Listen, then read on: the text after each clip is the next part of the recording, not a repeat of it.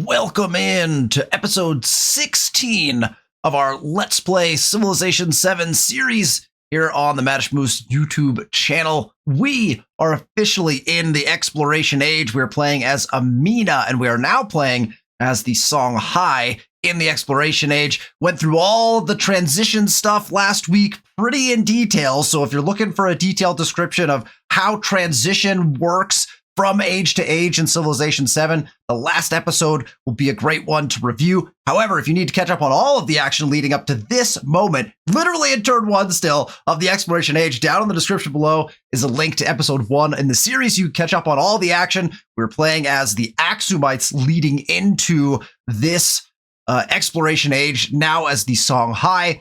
Let's see what Civilization has in store for us today. Here we are in our brand new capital city of Gao. Gao is, look, it's a good city. It's a decent city. We've got 30 people in it. It's very similar to our old capital of Axum, which has it's actually 28.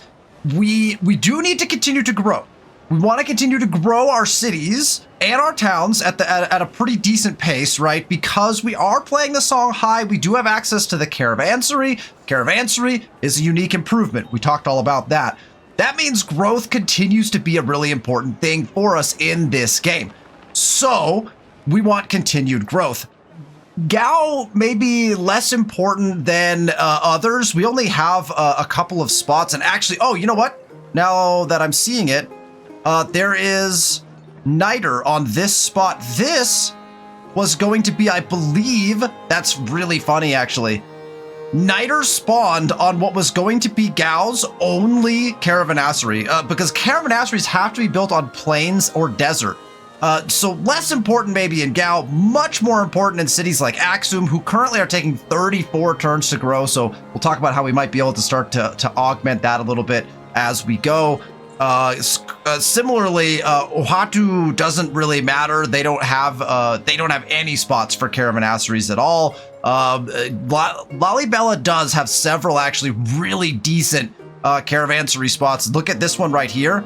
Is a triple adjacency to resources if we put one right here. So we might want to grab that as quickly as possible. But again, really slow growth in some of these places. Hence why we're leaving Lalibela as a town as long as we can.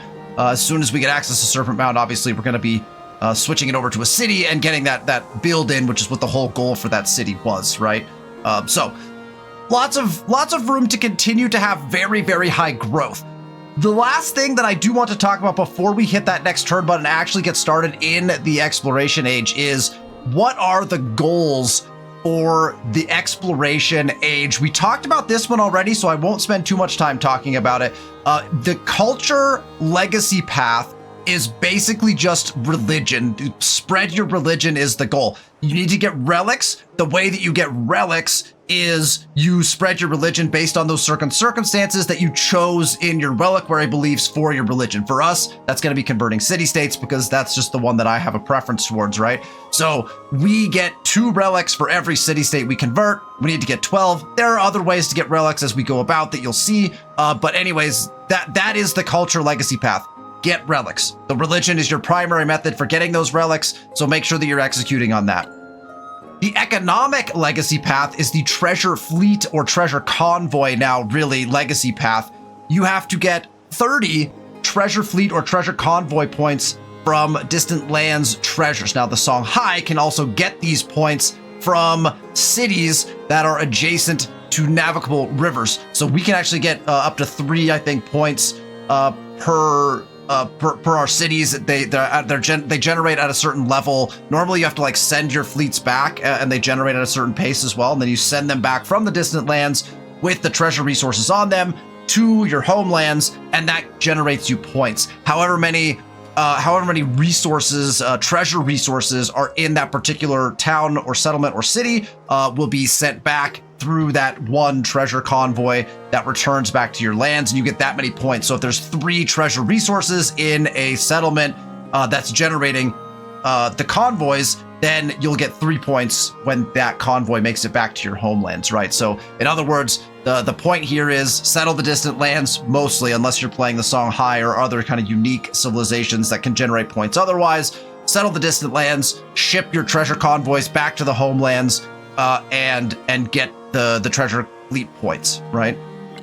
The military legacy path is all about distant lands as well. You'll notice that that's a theme throughout the entire exploration age. It really does centralize on the distant lands and engaging in and with the distant lands in some way, shape, or form, much like the exploration age did, if you're looking at history. And so 12 points for settlements in the distant lands. You get 1 point for each settlement, doubled if it's a conquered settlement, or follows your religion, quadrupled if both. So if you convert one of your fellow players or AI's settlements to your religion and conquer it, you get 4 points towards the non-sufficit orbis military legacy path. So that, again, all about conquering, but specifically on the distant lands. Technically, you could just settle the distant lands to do this and then spread your religion. Six settlements on the distant lands that are all following your religion will get you the full thing, right? Are you going to do that? I don't know. 6 settlements is quite a bit on the distant lands, but you could. Logically, you could do that if you didn't want to ever have to go to war and still finish this one. You probably could pull that off. The science one gets a nice, pretty interesting change. You have to have 5 districts that are not the city center that have 40 total yield. And so that gets accomplished through specialists and also through making sure that you have obviously all your best buildings in, and some of the techs that will enhance, that a science building gets +1 science or something like that, right? So there's all kinds of different ways to start to stack resources, stack FIMs, basically, for lack of better terms, right? Stack your science, your production, your food, your gold, your culture, all of that in a particular district. And you need 5 of those districts to have 40 or more yields.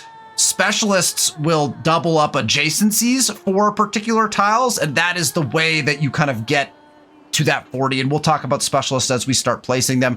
We're going to struggle with this one quite a bit because when you get a specialist is when you get a population.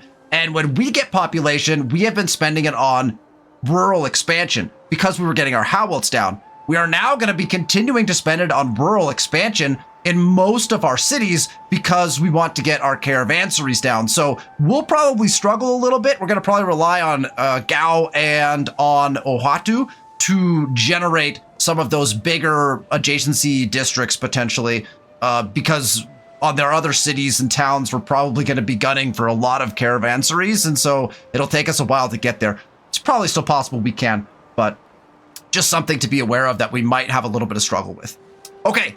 We are ready to press that next turn button. Again, saving a little bit of gold to convert Lalibela into a city here in a little bit. Also, potentially to grab more merchants. We're pretty trade heavy invested civ and leader combo. So it's good for us to have trade and it's good for us to have lots of resources to assign. And so we're going to try to be maximizing trade probably early on here. It's something that's actually relatively important in most games, but specifically for us, and for the civ and leader combos we've been playing, it's definitely a big deal to get the trade out, so we'll probably be focusing on that as well. We do have influence, but remember, we are letting a turn progress in Isfahan in order to get them first, because we want a science one first, and then all the others to fall. I don't know if we actually have to waste a turn before we invest in the next one, but it's something that I'm doing just to ensure that that one happens first, and then the rest of them will follow. So we'll probably invest in another, I don't know if we'll be able to invest in 2 on the next turn, but we'll invest in our next one on the next turn and so on and so forth. Okay, let's press this next turn button. Don't forget, we're also reinforcing our armies into kind of different places right now. We want to get one of them across to the distant lands. We want one of them to stay home and kind of be a home defense army. We do have 2 people on our home continent that are still very angry at us from the last age. We're going to hope that maybe if we send them some trade, we can maybe assuage them a little bit. We really have no need to go to war with either of them because neither of them have land that we're really interested in. We're sitting really nicely with all of the places that we have. We could have maybe had some war declared up here, but right now it's just not looking like that's likely to happen.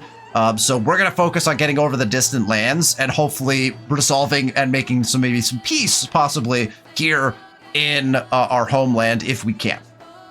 As you notice in turn number 2 of any age, very similarly to how the Antiquity age went, we get our government. So we can select our government. We have 3 choices again. Feudal monarchy gets us that 20% food, just like we had last time. Also allows us to produce cavalry and navy faster if we need to. Plutocracy gets us 20% gold for 10 turns and 30% towards overbuilding. Overbuilding is when you replace a building from the past era, from the past age, with a building of the current age. So let's say you were building over top of your market with a bazaar, that would get you, that would be called overbuilding, and you'd get 30% production towards that. You do a lot of overbuilding, particularly in the modern, but also for sure in the exploration age, and so it's not a bad idea to get that one. Theocracy is a very popular choice because that 20% culture is, again, it's just really big. There's so many things, as we talked about last time, there's so many things to spend culture on. You've got your civics tree, your exploration age civics tree, you've got your civ-specific civics tree, you've got your religion civics tree, right? And so there's a lot of places to choose to spend your culture, and so that 20% boost is a pretty big deal. This 40% production towards civilian and support units for 10 turns is also actually very, very helpful, specifically in the exploration age.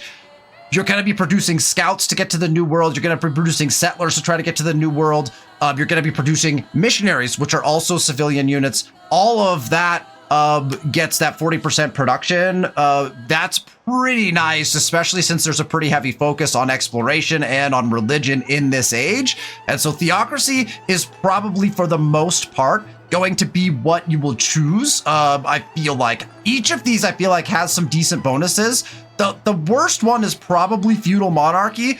And I'm telling you this, interestingly, because I'm actually going to pick it. I like to do different things when I play Civilization. I feel like I've picked plutocracy before for this 30% overbuild, which was nice. 20% gold for us is actually huge too. This would be great for us this game. Theocracy is always great in my opinion. The 20% culture plus the civilian and supports is situational, but like you turn it on for 10 turns, crank out a bunch of missionaries, and then don't worry about missionaries again after that. You only use it during that time when you might be building your missionaries for a celebration.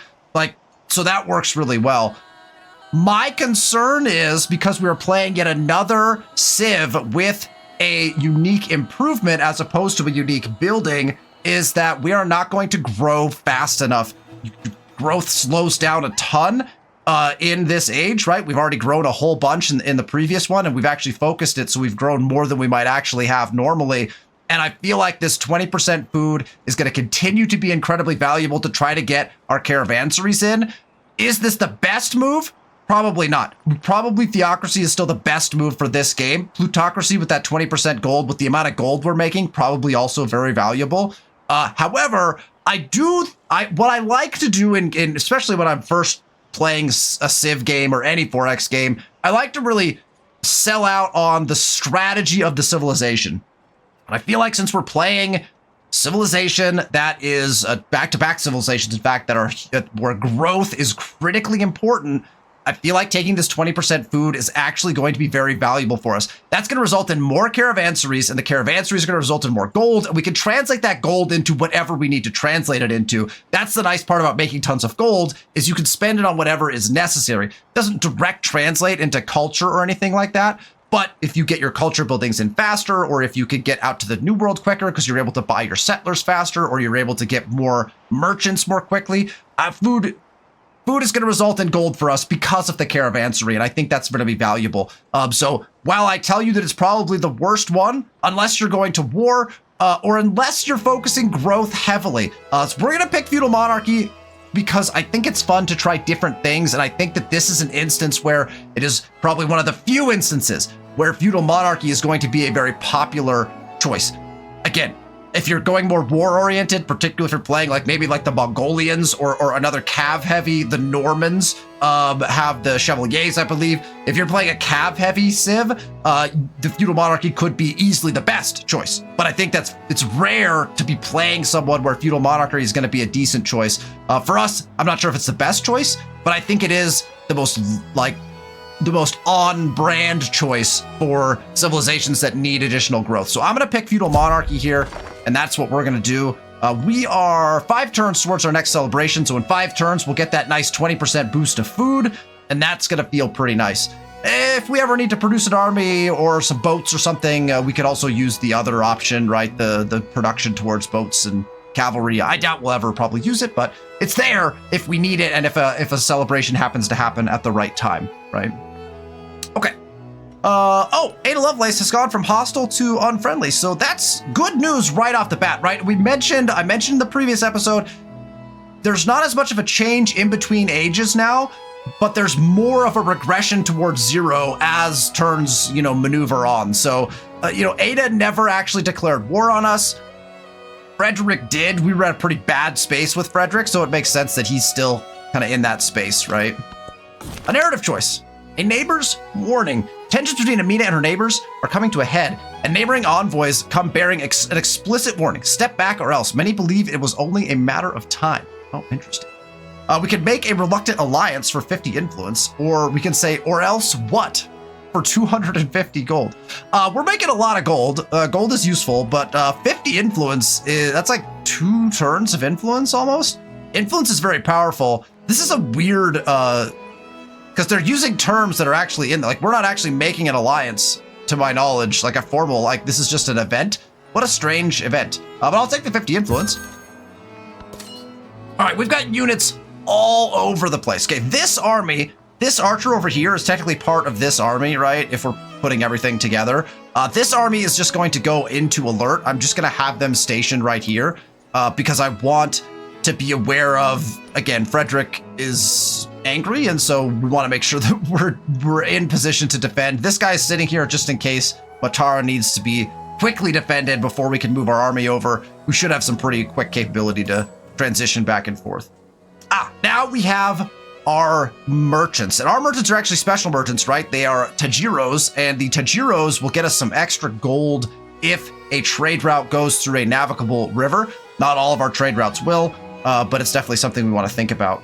Our nearest, okay, so this, let's do this in some fashion of order. So this Tajiro, if I click on them, they need to go to Ravenna. Ravenna has a gobload of resources. Again, we technically want them to be a little bit more, we want slottable resources, so Wasset actually might end up being better, but we'll go to Wasset as well. This guy is closest to Ravenna, so let's go to Ravenna, send the merchant there, and then we'll go over here. Wasset is right there, so we are very close to Wasset with this guy, so we can get to Wasset very quickly with him. So we'll send him off to Wasset. Looks like he's actually going to go around, so we probably could have just sent this guy, but that's fine. This guy can then go down to whatever the best city is in the territory of Mr. Napoleon, and that is a little bit trickier. There's camels, but we really don't need camels. I'm seeing 3 really decent slottables here. That feels pretty good. So let's go to Yokib first. And we'll obviously try to improve our trade relations over time and be able to send more. Right now, right, we can only send 1 trade to each, and then we have to invest in those. We have to spend influence to get additional trade routes with them. And then that leaves us with 1 left up here. And so we will send it to the best possible place in the land of Himiko. This is actually 3. Cahokia has 3 slottable resources, that's not terrible. I think I'm actually going to go to Cahokia first.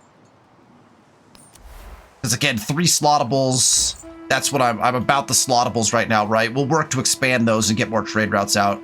We benefit from trade routes. Moreover, we benefit from resources being slotted, right? I mean, look at how many resources we can slot in our cities. This is insane. I've never seen it look like this before, ever. The start of the exploration age, and we can't even fill slots, right? I mean, primarily that's because apparently most of the resources we have initial access to without trade are empire and treasure resources. So that was kind of just a bummer for us. We have we're slotting as much as we can, and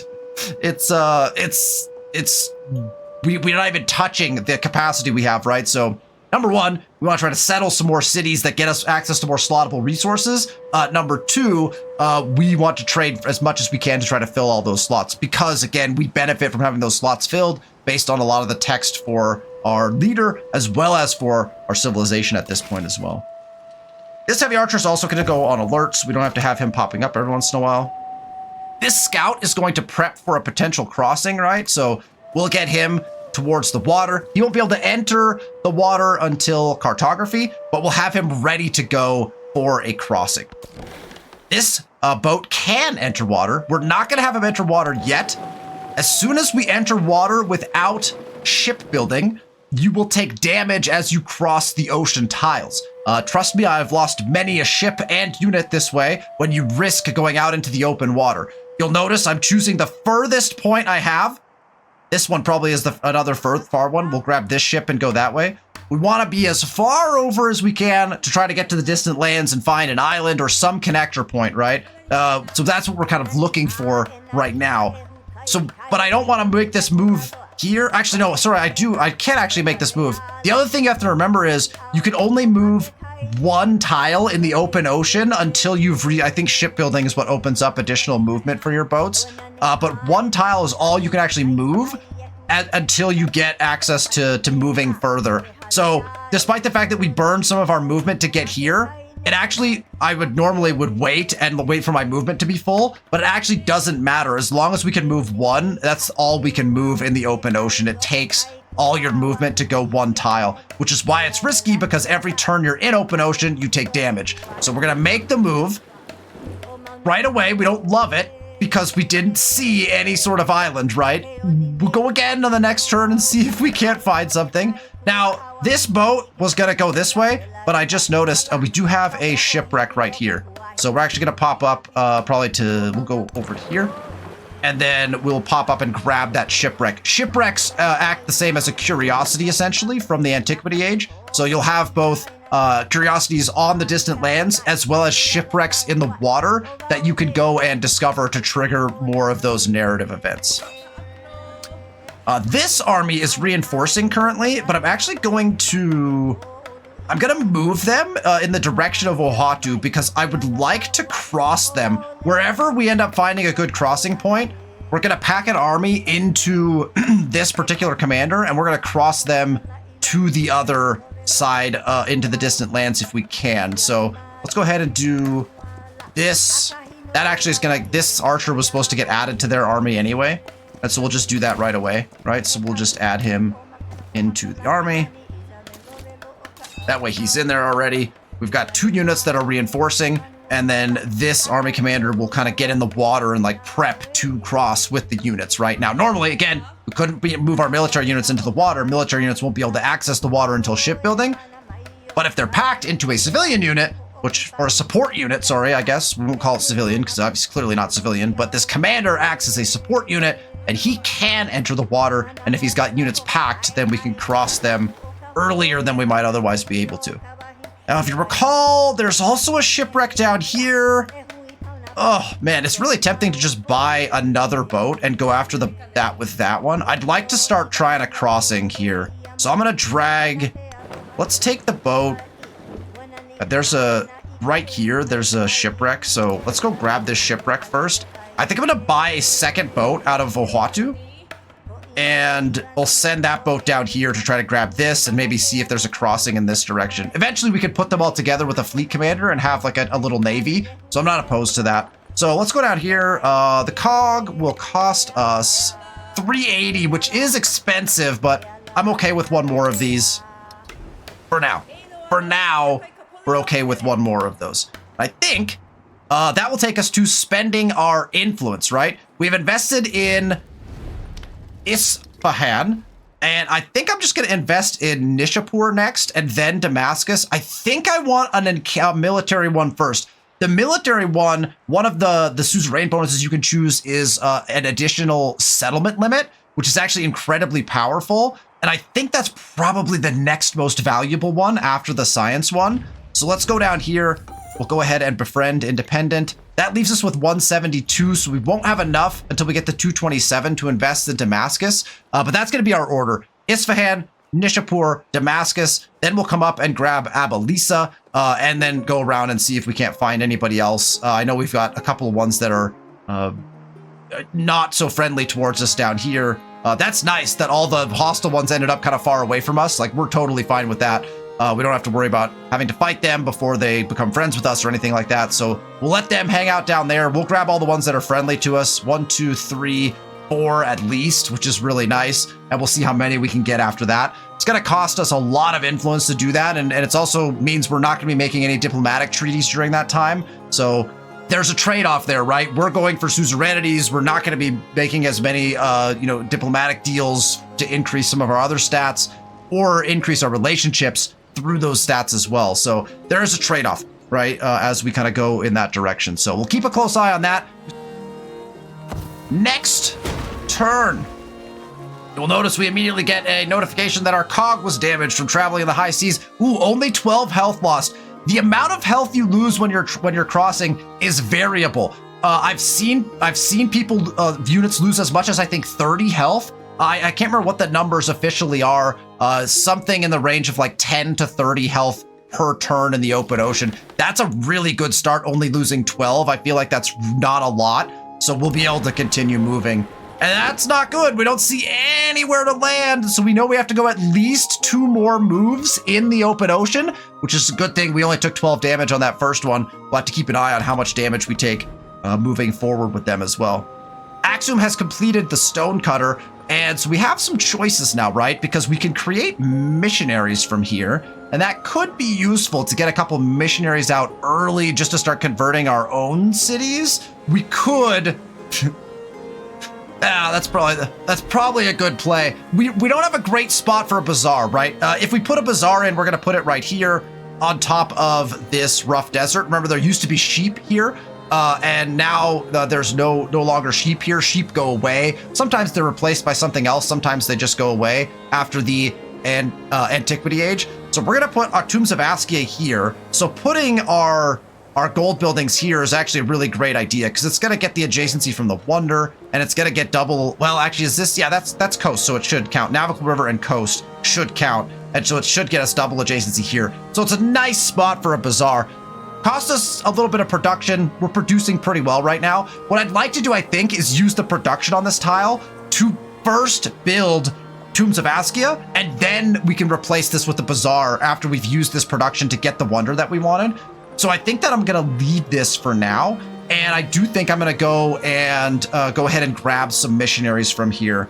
That's going to be our play. So we'll go ahead and grab missionaries. And where are we going to go with those missionaries? Well, we're going to go up here to the tundra, and we're going to convert some of the AI's tundra cities, and we're going to watch our culture absolutely explode off the map because that's what's going to happen. Okay, this scout, now that I know that this is not a good crossing spot, it's definitely not a good crossing spot. The temptation is, where do we send him to prep for a crossing? Now, we have room to maneuver him around. My assumption is once we grab this and this boat starts heading across, maybe we find a better crossing spot down here. So we're gonna get the scout in the water and get him maybe moved in this direction. Probably we'll end up with another scout at some point anyway that we can buy. So we'll kind of mess around with that. This army is headed in this direction. I'm gonna get them. Let's put this army out here for now, I think. Let's do that. We don't want them in the water because, well, if we put them in the shallow water, they'll still be able to reinforce. Interestingly enough, if you have an army that is trying to reinforce a unit into it, and you put that army into the open ocean before you have shipbuilding, that unit that's trying to reinforce, that's in the reinforcement action, will just go right back to the city that it came from because it can't travel in the open water unless it is attached and packed into a general. And so it just automatically can't join that army, and you don't lose it, but it just goes back to the town that it was initially in. So just something to be aware of as you're attempting to reinforce stuff. Let's grab the shipwreck. A violent storm has snapped the masts of a commercial sailing ship. The damage is substantial, but a local shipwright believes the abandoned vessel can be repaired. Ooh.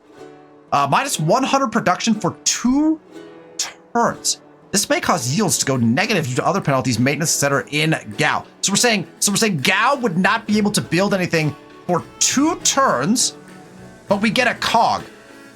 Or we can leave it and get 30 production towards whatever we're building. Like salvage it, basically. We are currently building a stone cutter, which is pretty valuable. And a cog costs us only 4 turns to build. So that's a pretty solid. We're just gonna leave it alone. I love the idea of salvaging it. Like this is from a narrative standpoint, it sounds cool to try this. It's not worth it. 100 production for 2 turns. It gets me a cog, 2 turns faster than I otherwise would have one, but I don't really need another cog right now. So we're gonna go ahead and leave the wreck. We'll take the 30 production. That'll give us shave a whole turn off our stone cutter, which actually feels really nice. So this boat's now gonna take damage. And I probably am going to move him back and heal him and then move him across because, again, I don't know what we might find over there. All right, this boat's going over here. I'm going to send this boat. We need to actually move him ourselves probably because he's going to start messing around in open ocean. We want to get him through here with the minimal damage to grab this and then head across and see what we can find. So let's just keep him in shallow water to the best of our ability. As long as he ends the turn in shallow water, we're probably fine. That takes us to next turn, and we'll maneuver along. Oh, this guy was moving over and grabbed a shipwreck. A band of mariners has been using diving bells to salvage valuable goods and precious materials from a sunken trading ship. We can explore the waters for 200 gold and 100 science, or we can get 45 production and Gao. 45 production is a bit. Might actually even finish that stone cutter, but we don't have a lot of stuff to build in Gao right now, so I'm fine with that. I'll take the 200 gold and the 100 science. That's like that's over a turn's worth of science for us. That's a lot. If they were building a wonder, you might take the production there. Like that would be potentially valuable, right? We are in Yokib, I think that's where we decided to go. Yeah. So let's implement our first trade route. That should improve our relations a little bit with Napoleon, as well as give us access to 3 beautiful resources to slot in. We love it. We got flax, +2 science, +2 culture. We are currently gaining extra culture here in Axum, so we'll go ahead and throw that into Axum. Because we got our culture there, right? And then gypsum gets us 3 production in homelands, 6 production in distant lands. We're not in distant lands, right? We know that. And so we need somewhere where we want production. 38 production in Gao, 64 in Axum. Now, we do know that we're going to be building a wonder pretty quickly in Axum. So what I'm gonna do is we're gonna put it in Jiao for now. But I think what we'll end up doing is flipping that into Axum as soon as we start building. Actually, you know what? Hold on. Before we confirm that, we're getting ships in the desert on the next turn. So scratch that idea. We're just gonna move it right away. We're gonna move that into Axum. And you know what I'm actually gonna do? Because I want Axum to grow more than Gao, I'm gonna take these fish. I'm also gonna put the fish in Axum because Axum's growth is more important than anyone else's. So it looks like we're neglecting our capital, but they have more food than Axum did. And we're also gonna be building a wonder here. So let's focus in on that for now. You can see why those trade routes are gonna be important for us to start slotting in more resources and things like that, right? Okay. One more turn on that, and we're going to hold on. Man, we have a lot of gold. A lot of gold. We could buy something else. Don't think there's anything critical for us to buy right now, mainly because I'd be spending it on, like, merchants would be good, right? It would be good to do merchants, but I don't know if we want, we don't want to spend the influence on expanding our trade routes yet, so we'll just continue to move along. And there's our first civic unlock of the exploration age. It is our Songhai civic. Actually, oh, technically, sorry, it's our second civic unlock. Remember, we got piety for free. That gets us access to our caravansary, which again is a very potent gold building. Also, our Songhai specific wonder, which is the Tombs of Askia, and Timbuktu, +2 gold on mines. If there's at least one gold building in that city, I actually think that's probably really valuable. So we could probably change policies potentially and get advantage from that. I want to say, I mean, we have gold buildings and mines. I feel like some, I don't know how much. I'm not sure it's worth the overbuilding production change. So this might be something I put in a little bit. I'm interested in how much gold that would actually get us, right? There's a gold building in a city. We get +2 gold on mines. I mean, it's possible that that's actually pretty dang valuable. It's not as valuable as maybe as I had initially thought. Maybe if we had more mines, eventually I think it will be useful, but for now, maybe not so much. All right, what did we take damage this time? Oh, we took a bunch of damage this time. We're down to 57. That's not good. Oh, and we almost should turn around. We should almost turn around. We'd have to take 2 more damage to get back. We might just send him. This is awful. What a terrible first choice. It's the furthest one over, and we've seen nothing. Oh, boy. Oh, boy. Okay, this cog, we're going to turn back around and heal before we send. So let's actually get him. I'm going to get him into our land so he heals a little faster, and then we'll send him from this tile because it's the furthest over. Actually, technically, that one is. We could go from here. We'll go from here with him and maybe up here with that guy. Oh, man. Okay, this guy took damage as well. So again, let's just bring him back into our land. We'll heal him and then we'll send him across. And we have a civic to choose. So now we can choose between a bunch of different things. Exploration civics will get us some interesting things. We can get our theology, which gets us an additional belief. It gets us a relic right away. And more charges for our missionaries, which is actually really pretty nice. Or we could continue with our Songhai civics. And actually, this is probably the best move when you're playing the Songhai. And I say this because when you research Kanta, you get not only the +1 settlement limit, your Tajiros, which are getting you that gold for producing trade routes, get doubled in the gold that they're giving you. But it triggers that last thing on the list there. Cities and homelands on Navik rivers generate treasure convoys worth 2 treasure fleet points each. 2!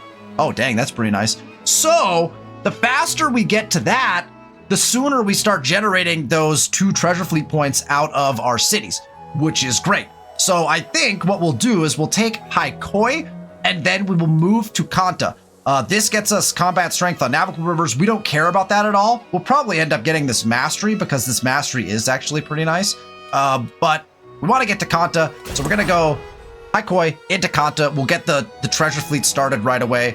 That is the move that we're going to make. Songhai specific, we're going to go all the way on their tree first, and then we'll kind of start to revisit some other ideas. All right, as you can see, we can put in our caravanseries, and actually probably a good reason to have saved some of our gold. This is a +9 caravansery. We could just build that because we're not planning on building much else, although we could grab another missionary. Oh, wait, just kidding. We have to 5-turn build the Tombs of Askia. You can't see the text. Can I get it on there? There we go. Base yield +2 gold, +2 resource capacity in this settlement. Like we need that, but sure, let's do it. +2 gold and +1 production in this settlement for every resource assigned to it. We are assigning a ton of resources to this city. +2 gold and +1 production in this settlement for every resource assigned to it. That will make Axum an absolute beast of a city when we get everything assigned to it. Plus, we're getting +2 resource capacity. Again, you can see there's a lot of synergy here between Amina, the Songhai, kind of Axum as well before, and now the Tombs of Askia, which is the Songhai specific wonder, which makes sense, right? Let's get Tombs of Askia down. We're going to put it right over here in that desert tile. There's the spot. That's going to get us some good adjacency to our production buildings, as well as in the future, our gold buildings. 4 turns to build Tombs of Askia. That is a very fast first wonder. Very quick on that. Here's our missionary. We're not even going to worry about converting our own cities. We're going to go find whichever city has the most possible tundra. Cahokia has quite a bit, so I think we'll go to Cahokia first. And then actually, I think over here is better. And actually probably to the south in some of the cities down there is also probably better. We have 3 charges, so we could do Chickasaw, Cahokia, and whatever city this is over here. I must be where is Degenet only comes out to here, so there's some other city center right in here somewhere that we want to grab as well. There's some tundra tiles in that one. So let's start. Well, Chickasaw's a quick convert. We grab Chickasaw, Cahokia, and then one other over here. So let's just jump up into. We want to make sure we're in the city, right? But I think this one, yeah, that's definitely Chickasaw's. So we'll go up there, convert Chickasaw. We can do this so fast. When you see the way that our culture numbers start to jump, you will concur that shamanism is in fact broken and needs to be nerfed because it is way too easy to just make your numbers go off the charts culture-wise with shamanism. And is that in my opinion? Maybe, but I think it's better than everything else by far. We have 246 influence, so remember we were keeping an eye on that. We want to invest here in Damascus. There we go. That is now 3 different city-states within the first 4 turns that we have invested in. That is why we saved up and carried over the 500. That is why we specifically invested our attribute points to reduce the cost of that by 50%, because we wanted to be able to get as many of those investments done as possible so we can grab those suzerain bonuses. We have a ton of gold. Lollibella we're 2 turns from having access to the ability to put in Serpent Mountain. We want to get there fast, as quickly as we can. We also want to make sure that we're maximizing use of our gold and not just holding it for no reason. The stonecutter is what we eventually want to put in here. So I think just to make sure we have the gold we need, let's go ahead and put in the stonecutter. We'll go ahead and buy that now. We know we're going to put it over top of this brickyard. So let's just go ahead and do that right away. So with the brickyard, we do lose 1 food. Okay, we lost 1 food off of that. So the base yield of the gardens must have been 3. Because we ended up with just the 2 from our building, so that's fine. So we lost a food, not a big deal. It sucks because Lollibella is growing so slowly, but again, production-wise, we're looking pretty good. And then we actually have spots for caravanseries, mostly because we can replace any of our Howlets probably is what it's going to say, hey, you could replace all your Howlets. I don't particularly want to do that. However, you'll notice there was a spot right here on a mine that can get us a +6 caravansary.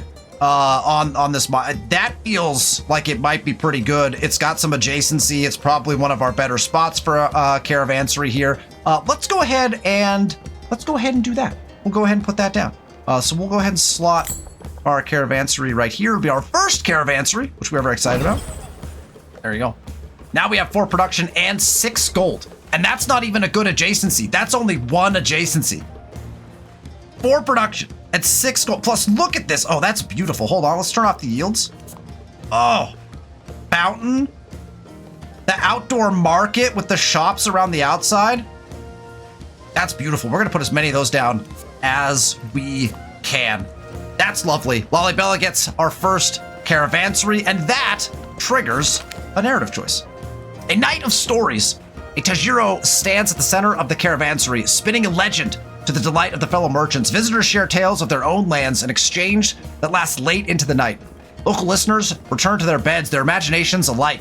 Do the Songhai adapt to new cultural norms or remain firm in traditional practices? New customs will be embraced, gets us 375 culture. That is a large number. Or we could take 750 happiness towards the next celebration. That is an enormous amount of happiness. Goodness me. That's almost worth it in happiness alone. 750 is huge. Well, instantly trigger a celebration. This 375 culture is nice, right? That's what, a turn and a half, maybe like a turn and a half of culture. Almost 2. It's almost 2 turns. It's almost 2 turns of culture. But this is like what, 5 or 6 turns of happiness? You know what? I'm gonna take the happiness. Feels weird. I'm gonna take the happiness. That should trigger us a celebration much faster, and I feel like that's going to be worthwhile for us. That 20% food, let's get that faster so we get growth sooner and get another policy card in. I think that's going to end up being worth it. That's tough call, but apparently he's in Cahokia. I guess that's true, so there we go. And he was indeed in Cahokia. That's the nice thing about pressing that send merchant button, is it just sends the merchant on the shortest path to the nearest tile. That gets us 3 more resources to slot. That feels real nice. The culture is what we're doing in Axum currently, so we'll go ahead and put that in. This is more production, and since Axum is in fact producing a wonder currently, we'll go ahead and put that here as well. That feels pretty good. And, you know, that's nice. 5 happiness. We could put that just about anywhere. There's nobody that particularly needs it. Let's just to say Ohatu has something. Let's throw it in Ohatu. That feels nice. Eventually, we probably want it in Axum. Probably want to move the camels into Axum, and we want to move the action. You know what?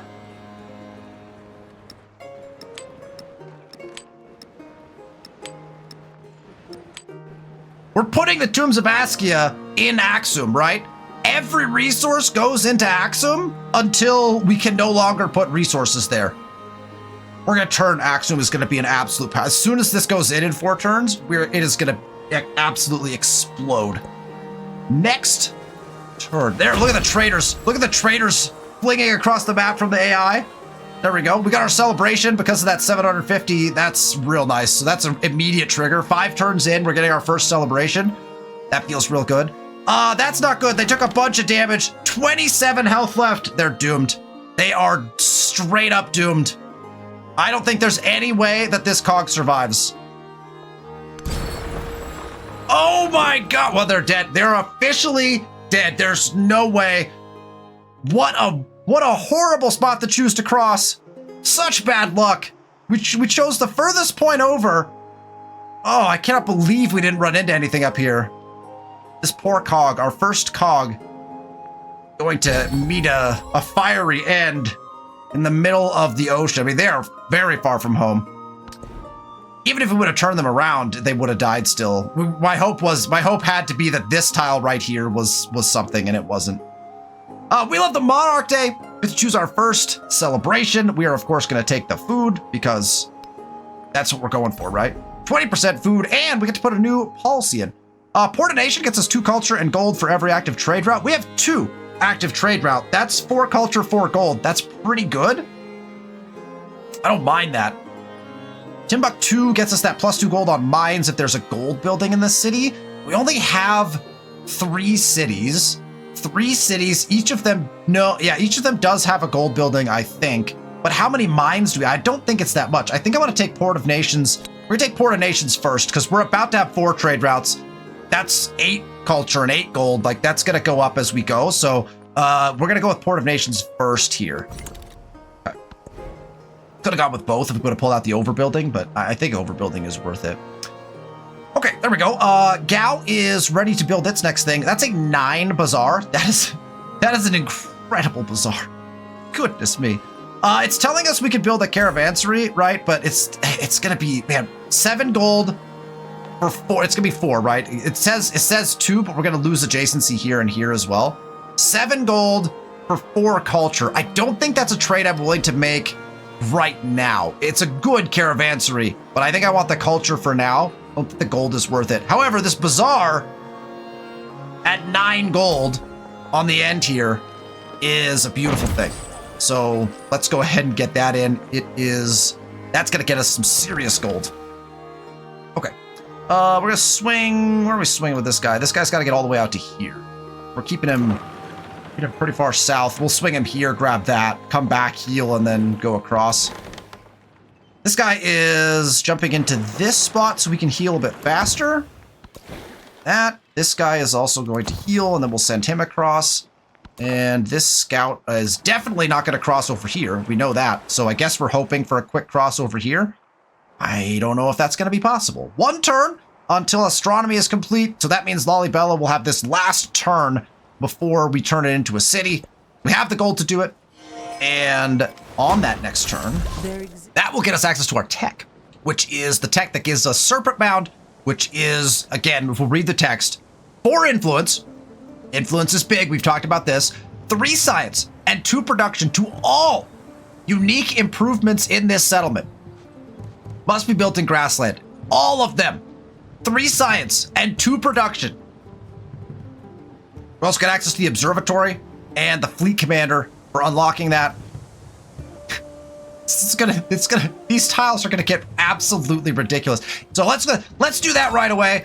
So we want to get that built. 700 gold. That being said, we are just going to convert to city for 700 gold. Let's go ahead and do that. It is now converted. We can now build a bunch of things, but what we want to build, we have to, you notice it wasn't there. We got to click into it again. Now it's there. There's Serpent Mound. It is a 16 turn build. That is a long time. We do not have a ton of production in this city. We're going to get challenged for this. We are going to get challenged possibly for Serpent Mound here. We're going to try, so we're going to have to move all of the stuff we just put into Axum as soon as we can. We're going to switch all of our production from Axum into Lalibela to try to push Serpent Mound, right? We know where it's going. It has to go on grassland. 14 turns is a long time. Now, we beelined the tech, so we're probably close to the first one there. You notice that we're sitting okay, except for Napoleon. If Napoleon wants it, Napoleon's going to get it, because he would have had the tech way faster than us. We have a brand new city that's building it that doesn't have a ton of production, so questionable at best whether we're going to get that. Now, if we have the ability, and it looks like we do, so let's go into resource allocation. We have the ability to change resources over, it looks like. So Axum is building a wonder currently, but they're going to get Tombs of Askia. We have first dibs on it. We have reduced. We're going to get that one. That one I'm not concerned about. So the most important thing is that we go to Lalibela City down here, and we're going to put in 4 at least production-based things. So probably just all of the gypsum is going to come down into Lalibela at minimum, right? We're going to grab our gypsum. We're going to put all that in Lalibela. The tin also gets you 3 production. So that could be another thing to put in there. And I think we're going to take everything we can get. We're going to take all of it. All production is now in Lalibela. That is going to give them a really solid chance, I think, at building that wonder. We already know Axum was going to get theirs. So we're going to want to stack more in Axum. We know that. So it's still 2 turns in Askia and 14 here. So let's, if we do this. Oh, it was 10. It was 10. So we got it down to 10 turns here. And it's still 2 turns here. So I don't think it even changed by removing that production out of Axum to get the 2 turns. So that feels good. We got that down by 4 turns though. So 10 turn build in Lalibela now for that. Ooh, it's going to be tight. I think that's actually going to be tight. We pushed for it hard. If we can find more ways to get production into Lalibela, we can. We have camels, so we can open up more production. Right now, I don't think we have any other production-based stuff, right? We just don't have anything else that's going to increase our production necessarily there. So we'll stick with what we've got and kind of move in that direction. We have a river flood, but that's not ours. We have a volcano, but again, not one we have to worry about. We have a cog that has 8 health left. Cog, my good friends. No way. 1, 2, 3, 4, 5 tiles over with sight to 7, and we did not see a single shallow land. We sent them into the abyss of the deep blue, and they will not return.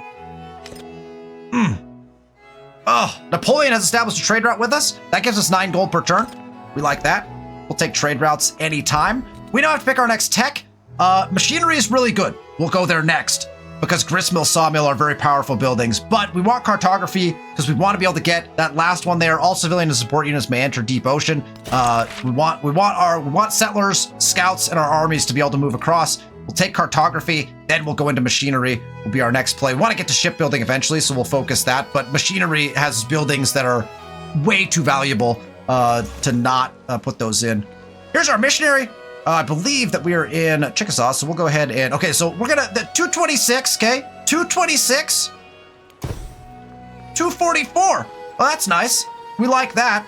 Plus, we got 25 gold for the conversion. And that's just our first city, and they don't even have that many tundra tiles, you know? It's gonna get interesting. All right, I'm gonna put this guy right here. This guy is fully healed, so we're gonna get him moving across. We're gonna pray that we see land somewhere, please. My gosh. Okay, these guys are just hanging out, but I'm reminding myself that they're there. This guy, oh man, we kind of have to go all the way around, hey? It's gonna be faster to go around this way and then pop up than it is to do anything else. 93 influence, 778 gold. Now that gold we could spend on more caravanseries now, right? Because Lalibela has got what it needs. We can't improve Lalibela anymore. So if we go over to some place like Echmara, we could put a stone cutter in. Or let's just give a quick check. What would be our best bet? Axum has got caravanseries that we can put in for 232, and that is a +9. It's actually going to replace this Howelt. But I am 100% okay with replacing this Howelt. That's going to cost us 1, 2. It's going to cost us 2 culture for a 9 gold caravansary. You know what? I'm down. I'm putting it in. That's going to happen right there.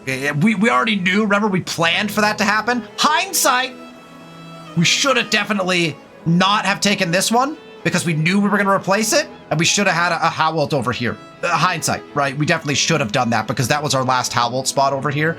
So we should have done that. I am 100% Like, I will admit that for sure. When we knew we couldn't when we knew what we were thinking was it's a great Howell spot for now, so why not put it in?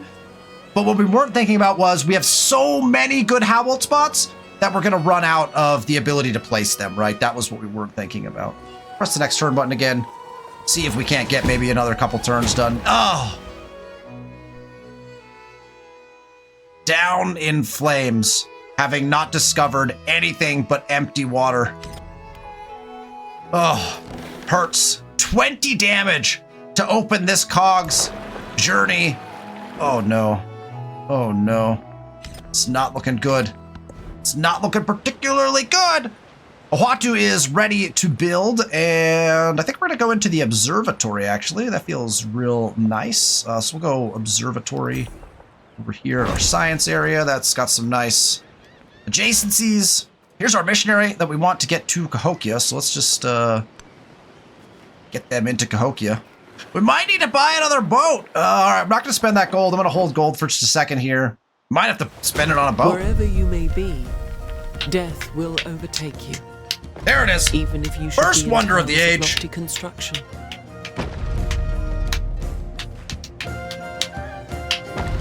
Beautiful.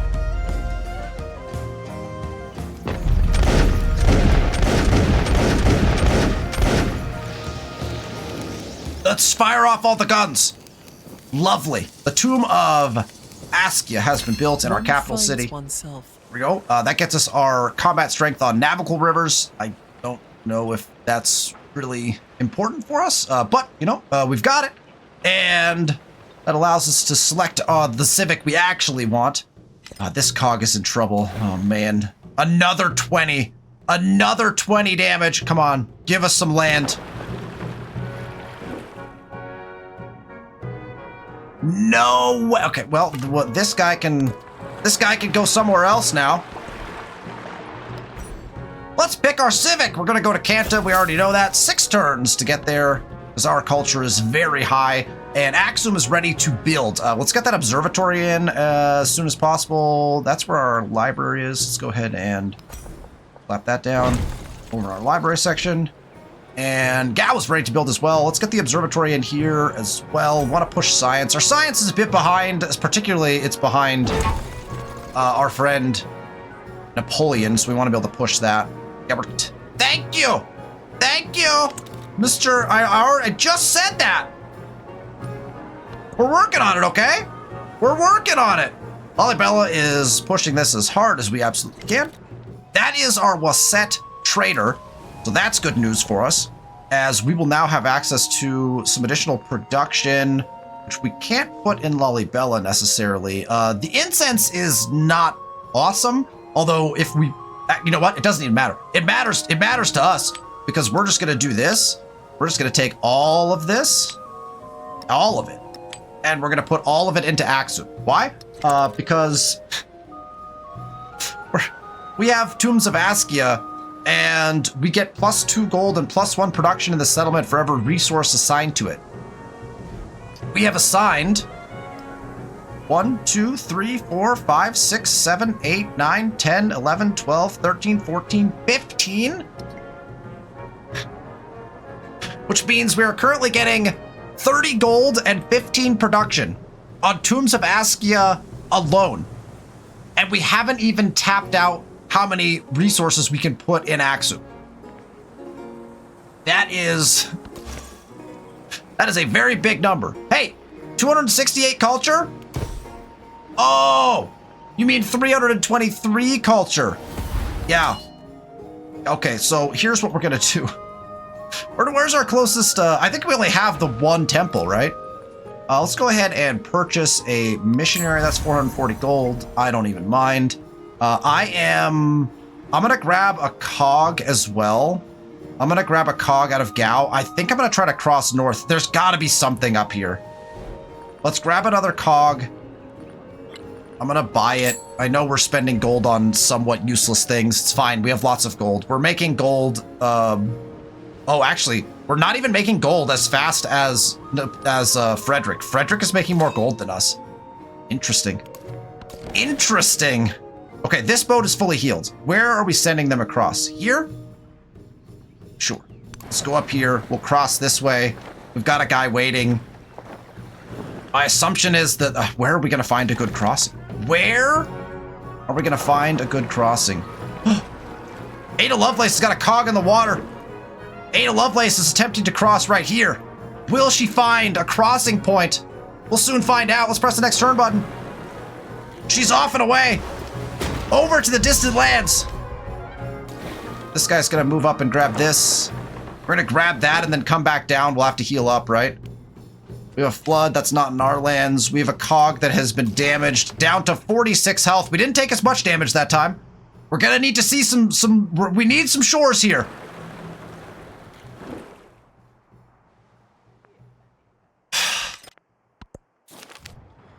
Isfahan is close, 125 science, because we're moving towards being able to grab them. We have 204 accumulated influence, so next turn we'll be able to invest yet again.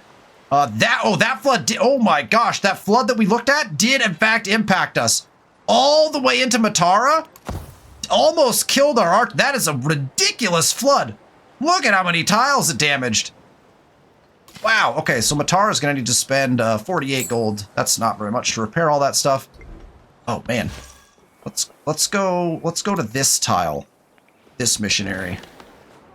All right, this cog is going to. I got to move him myself. We're going to go up here and try to cross up here. Is that a good idea? I do not know. Right now, it's not feeling like we're going to cross here. So once again, we're going to move this scout down to over here. This cog is going to start its exploration. No luck so far. This army is going to sit.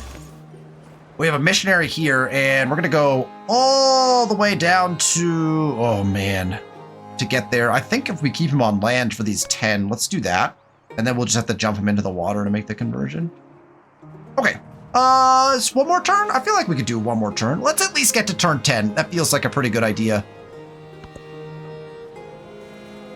Feels about standard for me too, 10 turns. Mount Vincent is ready to erupt. We have cogs in the water. This cog only takes 17 damage to start. All right, this guy is on his last legs. If he doesn't see something, he's guaranteed to be dead. He's gonna be very close. He's gonna have to take 2 more turns of damage. It's gonna be full RNG. Whether he gets there or not, this is not a good crossing point. Neither of these are good crossing points, but at least we found something. But he's probably gonna die trying to get there. This cog is going for this. Salvagers have recovered a golden figurehead from the hulk of a shipwrecked galleon. Ancient mariners claim that this will tame the murderous seas. You get 300 gold or 150 culture. I will take the culture. Thank you. Also, oh, did that heal him? It healed him. He could just go. We could just send him. He got healed out there. It's the same location, right? So we can just send him straight across now. See if he can find something. Let's give us, oh, it's gonna give us a military unit. I forgot about that. That's nice. We got a gold Bengals infantry out of that. These guys can't hold anymore. So we could just hang here for a little bit. Let's just set him on alert. Origins of the Song High. There's an ancient tale about the rise of an exiled king and his battle against an evil sorcerer, but not everyone can agree on its interpretation. Griots argue from the perspective of myth, while the scholars insist that their view is backed by years of study. 3 options here. There's deep truth in the Griot sayings: 175 culture, 175 science, or 125 of both. Well, like total numbers would indicate that this is much better for me to take. The map was right? a model. That is convenient because it unlocks cartography for us, which gets us access to the wharf, and our civilian and support units can enter open water. That's nice. So we can actually, we probably should have done this before, but we can get this guy here. I don't want to, but here's the thing. I'm not losing a military unit over this, right? These guys aren't going anywhere until they know there's a safe crossing point. So I don't know if that even helps us, right? I'm not going to cross here. There's like almost assured death in this direction. So we have to find a better crossing point. We have no good crossing points anywhere near our empire yet. We have to hope that there's a short cross somewhere over here. Across the waves, as astronomers look to the sky, the world opens up around the Songhai. The ocean calls to explorers and traders alike, but the old ways of the river still dwell in the people's hearts. The sea shall be mapped for 125 science, or the river routes must be recorded. You know what? We're behind in science. Let's go ahead and grab that science.